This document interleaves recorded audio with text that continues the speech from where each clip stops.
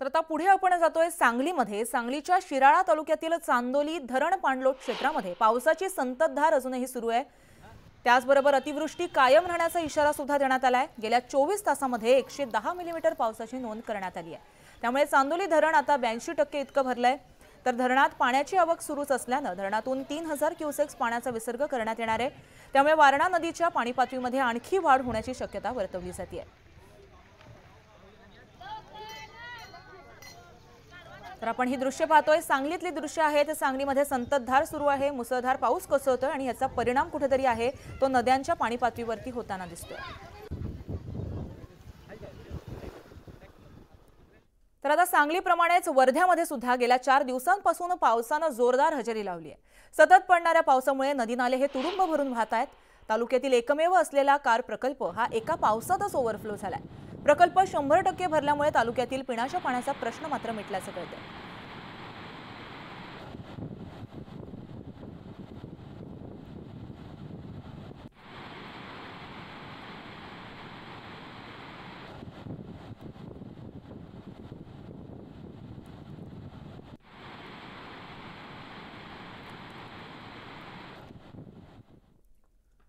तर विदर्भामध्ये सुरू असलेल्या मुसळधार पावसामुळे हतनूर धरणातील पाण्याची आवक वाढली आहे। हतनूर धरणाचे 18 दरवाजे हे 1 मीटरने उघडण्यात आलेत। हतनूर धरणातून तापी नदी पात्रामध्ये मोठ्या प्रमाणामध्ये पाण्याचा विसर्ग सुरू आहे।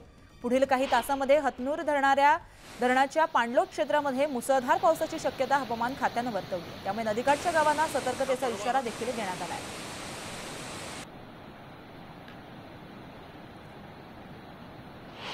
मध्य प्रदेश आणि विदर्भामध्ये होत असलेले पावसामुळे हतनूर धरणाचे पाणलोट क्षेत्रामध्ये पाण्याची आवक वाढलेली आहे आणि याच हतनूर धरणाचे 41 पैकी 18 दरवाजे 1 मीटरने उघडण्यात आलेले आहे आणि 35,000 क्युसेक्सनी तापी नदी पात्रामध्ये पाण्याचा विसर्ग सुरू आहे।